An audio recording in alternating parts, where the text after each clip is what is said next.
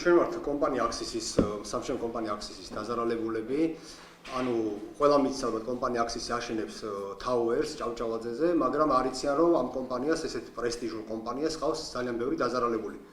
კომპანია თვითონ გვეუბნება 350, მაგრამ როგორც ჩანს, ყოველდღიურად 350 ოჯახი არის ესე თქვა დაზარალებული, მაგრამ როგორც ჩანს, უფრო მეტია, იმიტომ რომ ყოველდღე Facebook-ზე აქტიურობის შემდეგაც გვემატება ადამიანები და არა მარტო ის ხალხი, ვინც 2006 წელს, მაგალითად მე 2006 წელს შევიძინებინა და 8-ში უნდა მოიცადა და დააბრალეს ომს, 8-ში სექტემბერში ბინა რომ უნდა იყოს აშენებული, ნახევარი კორპუსი იდგა, ნუ რაზე უნდა ვილაპარაკოთ. ყოველდღე ემატება ახალ-ახალი დაზარალებული და მაგალითად ერთმა თქვა, პალასი 2-ში შეიძინა 2018 წელს და იმხელა თანხა გადავიხადეო, რომ იმ კორპუსის დასრულებას მარტო ჩემი თანხა იყოფოდაო.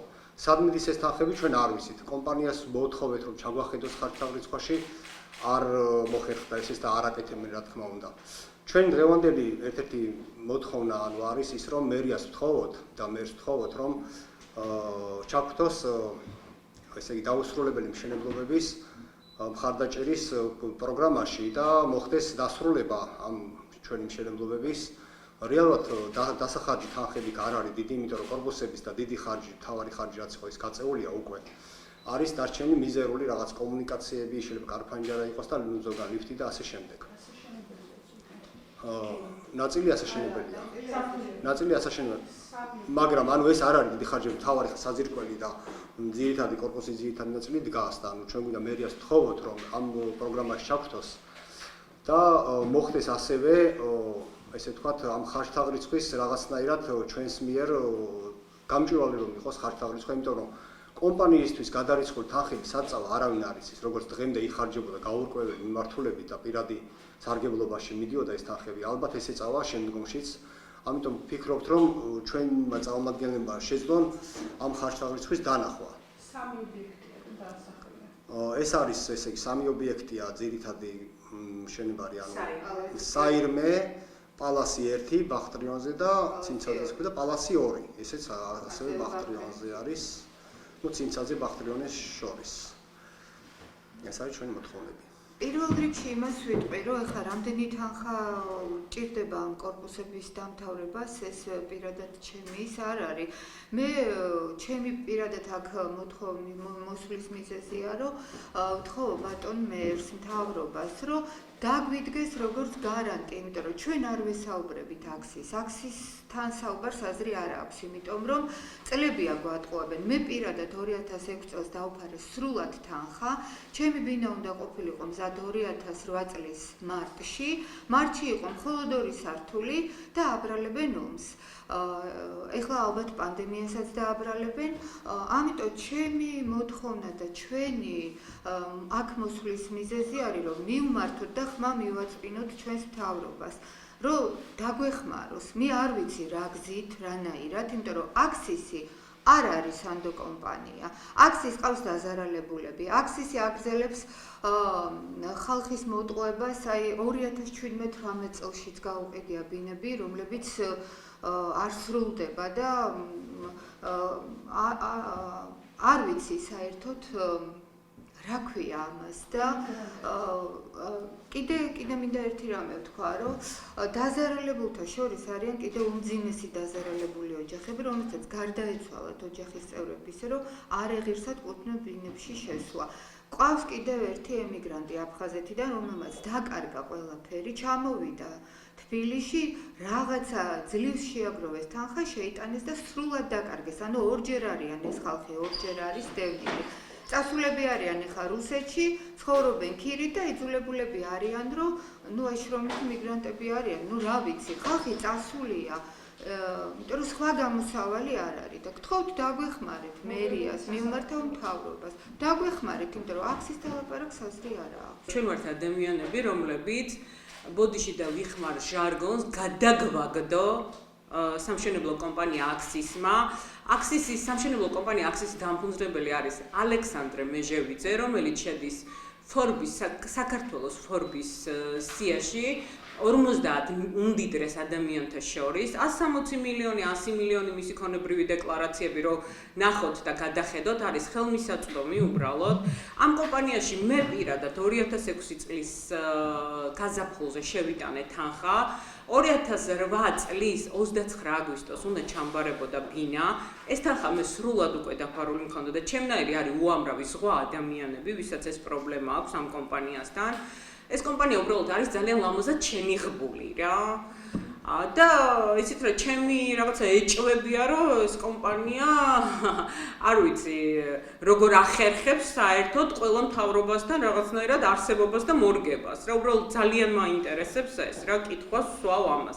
მე მინდა ჩვენს მთავრობას მიმართო, ჩვენს მერს მიმართო, რომლის ამომრჩევლები ვართ ჩვენ, უბრალო ადამიანები, ამ ქვეყნის მოქალაქეები, ჩვენი სახელმწიფო, ჩვენი მთავრობა, ჩვენი მერია ვალდებულია დაიცვას ჩვენი ინტერესები, ანუ სამშენებლო კომპანია აქსისთან მიმართებაში ჩვენ ყველანაირ ზომებს მიმართავთ კანონიერს, ეს იქნება სასამართლო, ეს იქნება მიტინგები, ეს იქნება ნებისმიერი ფორმა უბრალოდ, რომ ჩვენი ბინები, რომელიც 14-16 წელიწადია არ ჩაგვბარებიათ, ჩაგვბარდეს და მე მინდა ესე თხოვნით მიმართო ჩვენს მერს, რომ მოგწეს საშუალება, გახდეს შუამდგომელი და შუამავალი ჩვენი ბატონ ალექსანდრე მეჟევიძესთან, რომ მას პირისპირ ჩატარდეს კონფერენცია მერის თანდასწრებით, რომ პირისპირ შევხვდეთ ტელევიზიებთან და მან გაგვცეს პასუხი ადამიანმა, რომელიც 50 უმდიდრეს ქართველთა შორის შედის, სიაში არის, ფორმის სიაში, რატომ ხდება დღეს ეს რა? რატომ არის აქსისი კომპანია, რომელიც ძალიან წარმატებულად არის წარმოჩენილი და ადამიანებს რო ელაპარაკები, რო იცი რა, აქსისი დაზარალებული ვარ და Facebook გვერდზე რო უბრალოდ ვდებ პოსტებს, უკვირთ რომ როგორ აქსისი შენიღბულები არიან ძალიან კარგად და მაინტერესებს თუ ვინმე მფარველობს მან. იცი რა, ყველაფერი უნდა გახდეს, გაშუქდეს და ყველამ თავისი პასუხისგებლობა უნდა იტვირთოს რა ჩვენთან მიმართებაში. დასაჭერი იქნება, უნდა დაიჭირონ, მაგრამ ჩვენი ბინები უნდა ჩაგვბარდეს. მე არ მაქვს თხოვნა, მე მაქვს მოთხოვნა ყველას მიმართებაში, ვინც ვალდებული არის უბრალოდ, რომ ამ სიტუაციას შეხედოს უკვე როგორც თაღლითობას, როგორც ძარცვას, როგორც ყაჩაღობას, როგორც უპასუხისგებლობას ამ კომპანიისას, სამშენებლო კომპანია აქსისისადმი და მიიღოს გარკვეული ზომები რა, უბრალოდ რომ ჩვენ ჩვეულებრივი ადამიანები დაგვაკმაყოფილონ, არაფრის ლოდინს აღარ ვაპირებ, ველოდებით უკვე 16-14 წელია ბინების ჩაბარებას, დაგვაკმაყოფილოს ჩვენი ბინებით, რაში ჩვენ თანხები გვაქვს გადახდილი და რაც ჩვენ გვეკუთვნის. არიან ადამიანები, რომლებმაც მოიგეს სასამართლოს ყველა ინსტანცია აბსოლუტურად და აბსოლუტურად ვერაფერს ვერ გახდნენ რა, არიან ლოდინის რეჟიმში. ეს ადამიანები იბრძოდნენ მარტო და წლობით და ანუ შედეგი არ აქვს. ჩვენ ვაპირებთ ახლა ბრძოლას გაერთიანებულები, ეს ადამიანები, რომლებიც გამწარებულები ვართ უბრალოდ და საცხოვრებელი ფართები არა გვაქვს, ვაპირებთ ბრძოლას და ამას მიეცემა უკვე სხვა მუხლი, სხვა დამოკიდებულებები, სხვანაირად გადაფასდება ეს ყველაფერი სასამართლოს მიერაც, კანონებრივადაც მე დარწმუნებული ვარ, ჩვენი სახელმწიფო გულგრილი არ დარჩება ამ მდგომარეობასთან მიმართებაში და მის მოქალაქეებთან მიმართებაში გამოიჩენს გულისხმევას, რომ კანონის უზენაესობა აღდგეს. არ შეიძლება 21 საუკუნეში ვიცხოვროთ აი ამ სიბნელეში რა, სადაც ადამიანებს როგორც უნდა ისე იქცევიან კანონის ავლით. ან ისე აქვთ ყველაფერი უკაცრავად კიდე სლინგისთვის გაправებული, რომ გონიათ რომ მათ არაფერი არ შეეხებათ რა. ამიტომ მოუწოდებ სახელმწიფოს, მოუწოდებ მთავრობას, მოუწოდებ ქალაქის მერს, რომ მიიღონ ზომები, დაგვეხმარონ, დაგვიდგნენ გვერდში, რომ ჩვენ სამშენებლო კომპანია აქსისთან, მის დამფუძნებელთან, სანდრო მეჟევიძესთან, რომელიც არის თაღლითი, ამას სრული პასუხისგებლობით ვაცხადებ, გახდეს შუამავალი, რომ ჩვენ მივიღოთ ჩვენი ბინები რა. არ უჭირს ამ ადამიანს შეელიოს თავის მილიონებს, რომელიც ჩვენგან მოიპარა და ჯიბეში უდევს და შეგვიძინოს ბინები რა. ძალიან დიდი მადლობა ყურადღებისთვის. კიდევ ერთი რაღაც მინდა თქვა. ყოველთვის რითიც აქსისი თავს იმართლებს არის ის, რომ აი შექმნილია ესეთი მდგომარეობა, კრიზისული მდგომარეობა და ისინი შეგვეხო ჩვენს, მაგრამ ჩვენ არ დაგვირღვევია არანაირი პირობა კომპანიისთვის. ჩვენ სრულად დავფარეთ ჩვენი ვალი და ჩვენ კითხვას ვამ, ჩვენ თუ შევასრულებთ ჩვენი მოვალეობა პირნათლად, რატო არ ასრულებს აქსისი? ეს კომპანია არის დაფუძნებული სრულად, ანუ ნათესავებით, იქ მენეჯერი, არამედ ძირითადად სულ არიან ამ მეჟევიძის ნათესავი, ცოლის დები და ნუ ასე შემდეგ და რომ მიდიხარ და ესაუბრები, იმდენად შეურაცხყოფილი რჩები ადამიანი, რომ მიდიხარ და შენსას კუთვნილს, რაშიც ფული გადახდილი გაქვს და ელოდებ, იმდენად შეურაცხყოფილად გტოვებენ ესეთი აი მენეჯერი აი გაყიდულებს და პრობლემატურებს ეკა სადრაძე რომელთანაც უბრალოდ საუბარი შეუძლებელია მის თავხედობას და არაპროფესიონალიზმს ზღვარი არა აქვს მიდიხარ და გესაუბრება ესე იგი ბოლოს ვიყავი ადვოკატთან ერთად მისული და ადამიანი გესაუბრება ეუბნები რომ ქალბატონო ეკა 2006-ში აბა როდის იქნება ჩვენი ბინები აბა რა ხდება და გეუბნება რომ ჩვენ თაუერსი 2 იმხელა უზარმაზარი შენობა ავაშენეთ იქ ვინც ნახა და მივიდა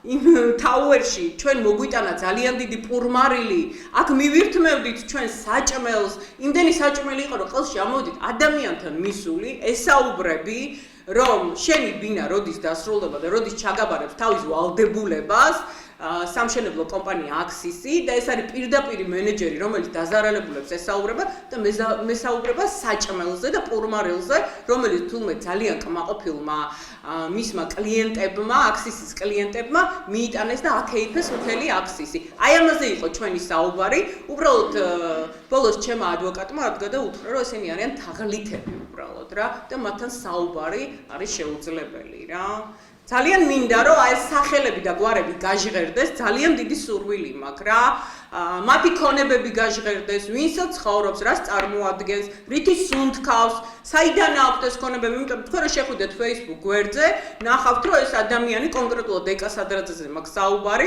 უცხოეთში მარმარილოს ზღვაზე რა ვიცი ისეთ ფანტასტიკური სურათები უდევს ანუ ბედნიერად ცხოვრობს რა ჩვენგან მოპარული ფულებით რომელსაც მისის დისკმარი უხდის ხელფასის სახით რა და ძალიან დიდი ბოდიშით რა კმარა უკვე რა კონკრეტულად რომ მივდივართ მოთხოვნებით და ვეუბნებით რომ აი ქალბატონო ეკა ეს ხდება ყოველ წელიწადში რამოდენიმეჯერ მიდიხარ ოფისში მიდიხარ კომპანიაში სადაც შენდება უბრალოდ რა ეს და ვინც არის თქვა პრარაბი და ესაუ კომპანიაში რომ მიდიხარ და ესაუბრები და ეუბნები რომ აი ჩვენი ბინა როდის დასრულდება რა იცით რას გეუბნებიან რომ აი წადით რა გვიჩივლეთ რა თქვენთან ის დეღედი არის შეჩერებული, მათ აქვთ ვალდებულება 2008 წელს თუ მე ბინა არ ჩამბარდებოდა 2 წელი ქონდა აღებული ხელშეკრულების მიხედვით ამ კომპანიას, რომ 2010-დან პირსაგამტეხლო უნდა გადაეხადათ კვადრატულობის მიხედვით. ჩემ შემთხვევაში $105 გამოდის თვეში. ყველა ადამიანს სხვადასხვა ფართია, რა თქმა უნდა, ზოგის მეტი, ზოგის ნაკლები პირსაგამტეხლო. სახელმწიფო მე შეუჩერა 2020 წლის ჩათვლით. მე რო ვიყავი ახლა ბოლოს მისულია დავდივარ სულ ეს შეჩერებულები ანუ ძალიან ბედნიერები არიან უკანონობის ზეიმი არის სამშენებლო კომპანია აქსისში უკანონობის ზეიმია არგუმენტი არ გააჩნიათ იმიტომ რომ მე 2008 წლის 29 აგვისტოს უნდა ჩამბარებოდა და მისული მეუნებიან რომ იცით რა ომი დაიწყო და ვერ ჩაგაბარეთ ომი დაიწყო 2008 წლის 8 აგვისტოს 2008 წლის 29 აგვისტოს ბინა თუ უნდა ჩამაბარო რა ომზე მელაპარაკები ხო? არის აშენებული ჩონჩხი რომელიც შესამოწმებელია საერთოდ სპეციალისტების მიერ ვარგისიანია თუ არა ამასაც იცით როგორ აშენებენ აი ტალღა აგორდება ადამიანების რაღაც საპროტესტო რაღაც ერთ სართულს ძლივს დაადგავენ ამ წეკრას ათამაშებენ რომ ხალხს შეაყარონ ნაცარში თვალი და მერე ჩერდებიან. მიდიხარ ისევ ეკითხები რომ აი რა ხდება მითხარით უფროსთან გამიშვით რა იცით რა არა უფროსთან ვერ გაგიშვოთ უფროს ძალიან დაკავებული არის რა უნდა ჩაეწეროთ როცა მოიცლის მიბძანდი და არ იცლის ეს უფროსი უდაკავებულია სასამართლო გადაწყვეტილება უზენაესამდე არის ხალხი მისულია ყველაფერში გამართლებულია და ყველაფერში დათანხმებულია სასამართლო უბრალოდ მოგებული აქვს ყველა პროცესი აღსრულება არ ხდება გაჩერებულია კომპანია აქსის აქვს რაღაცა კომპანია აქსის პლუსი შექმნილი სხვადასხვა კომპანიებზე აქვს ეს ბინები გაფორმებული ან თაღლითობენ რა არის თანხები არის არარეგისტრირებული და გეუბნებიან რომ აი თქვენ ამ ხანაგობაში ჩადეთ ფული რა და ამ ხანაგობას არ აქვს ახლა ფული რა და თქვენ ხელი გაქვთ მოწერილი ამ ხანაგობაში ჩვენ ვაპირებთ ანუ ჩვენ გავარკვიეთ რომ სათითაოდ ჩვენ ვერაფერს ვერ გავხდით ამ კომპანიასთან ჩვენ გადავწყვეტ რომ გავერთიანდეთ აქციის დაზარალებული ჩვენ ყოველდღე უფრო ვიზდებით და ძალიან დიდი ჯარი ვიქნებით სამწუხაროდ და ჩვენ აუცილებლად შევიდანთ სარჩელ სასამართლოში ყველა კანონიერ გზას აქციებთან დაკავშირებით რო გქონდათ აქციები აი მაგრამ არაფერი დაპირებები, შეხვედრები, ტყუილები, რამაც მოგვიყვანა აქამდე. აბსოლუტურად, საერთოდ არ აინტერესებს, ჩვენ ქუჩაში ხარ, არ ხარ შენ გეკუთვნის, არ გიყურებენ დაქცინიან უბრალოდ რა.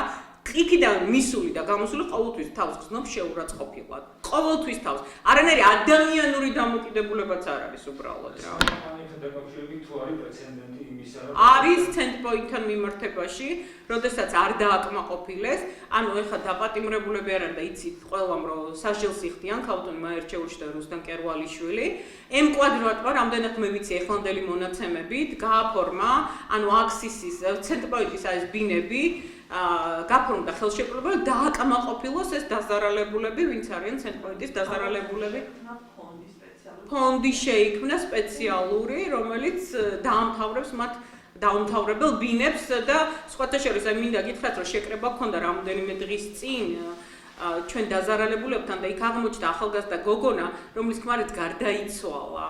აი ამ იცით რა არის ნერვიულობის ფაქტორია, რომ ადამიანი შრომობ ფულს დებ და გონია რომ იმედი გაქვს რომ შენ სანამ შვილი შეგეძინება, სანამ გაიზრდება შენი ოჯახი, შენ სწორი დაბანდება გაქვს უძრავქონებაში გაკეთებული და ამ დროს რჩები ქუჩაში რა და არავინ კაციშვილი პატრონი არ ყავს რომ ანუ ყველანაირი ინსტანცია მოგებული აქვს ამ ადამიანებს და გაუსყდა გული 36 წლის მამაკაც რა, რომელსაც დარჩა 2 შვილი და მისი მეუღლე იყო მოსული ახალგაზრდა გოგონა, აი უმძიმესი საყურებელი იყო. უმძიმესი საყურებელია, როდესაც თვითონ დედაჩემი, რომელიც არის ამერიკაში ემიგრაციაში 16 წელია, ამ ბინაში ჩავდეთ ფული, იმის მიღება ჩამოვიდეს და ვიცხოვროთ ერთად და გადის ჩვენი ცხოვრება და დედა მყავს მარტო ტელეფონში, სოციალურ ქსელში, უბრალოდ არანაირი წვდომა არ მაქვს სხვანაირი დედასთან. ანუ დაინგრა ხალხო ოჯახები, დაიქცა ქვეყანა.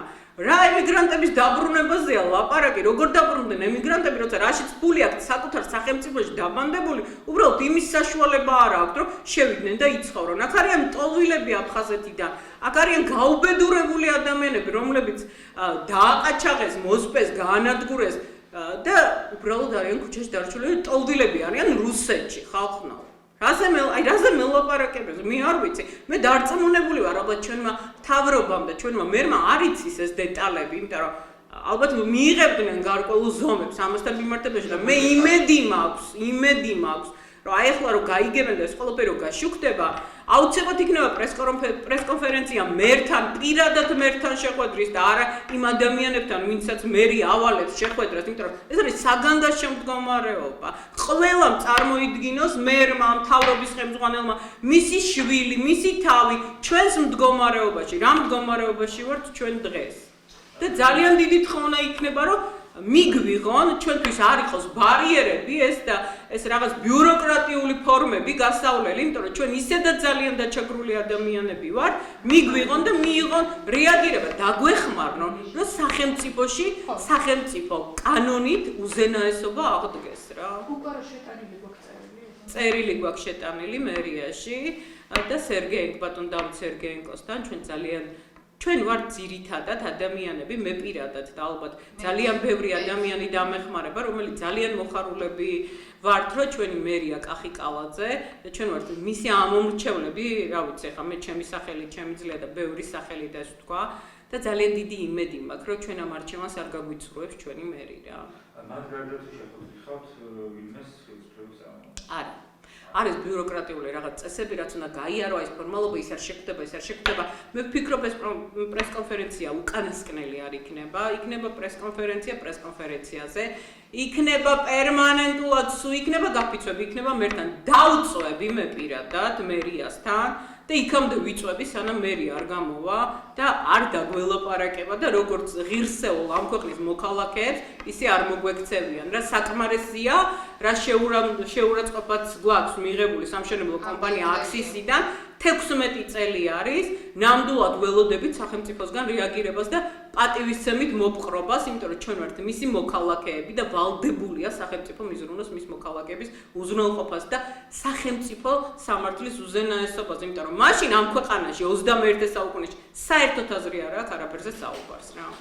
კომპანია აქსისში ბინებს იძენენ უცხოელები, ბინებს იძენენ რუსეთიდან ჩამოსული ადამიანები, რომელსაც გონიათ, რომ ეს კომპანია არის ძალიან წარმატებული. ჩვენ წვდომა გვაქვს და დღესდღეობით უკვე სოციალური ქსელით იმდენად მარტივია. საელჩოებს, კომპანიებს, რომ თავისი მოქალაქეები გააფრთხილონ, რომ ამ სამშენებლო კომპანია აქსისთან, რომ ამ კომპანიასთან ურთიერთობა არ დაამყარონ. რომ ბლოკავენ ჩვენ ვიცამას წერტილს. რასაკვირველია, იბლოკება, მათ აქვს სოციალურ ქსელში საიტები, Instagram-ზე, Facebook-ზე, როგორც კი უარყოფითი მინაწერი ხდება მათ პოსტზე, რომელიც არის გაფიარების კულმინაციას მიღწეული, იმიტომ რომ სულ საუბარია, რომ აი რა მაგარი აქსის და რა მაგარ ბინებსაში კომენტარს რო უტოვებ, რომ თაღლითები არიან და 14-16 წელია ხალხი ბინების შეყვარზე, იმ წუთში იბლოკები რა, იმ წუთში იბლოკები. აი ესეთი გულდასაწყვეტია, როდესაც ესეთია, აი უნამუსო კომპანიის გამო სახელი უტყდება მთლიანად ქვეყანას, აი მე უცხოელების გამო ვლაპარაკობ ამას.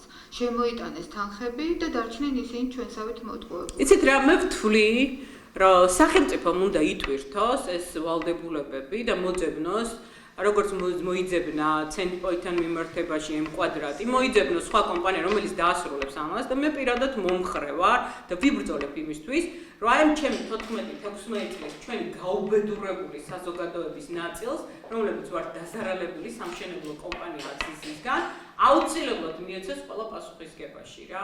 აუცილებლად აგონ პასუხი იმისთვის, რომ მე მომატყუეს და მოატყუეს ჩემნაირი 1000 ადამიანი და 10,000 ადამიანი და ოჯახი, აუცილებლად ამაზე პასუხი უნდა აგონ სისხლის სამართლის ყველაზე მძიმე მუხლით რა. ყველაზე მძიმე აუცილებლად, აუცილებლად. ეს აბსოლუტურად უნდა იყოს ყოველთვის ხელმისაწვდომი, რომ ადამიანებმა გაიგონ, რომ სამშენებლო კომპანია აქსისი არის თაღლითების, აფერისტების და ქურდების კომპანია, რომელიც არ ასრულებს თავის ვალდებულებას.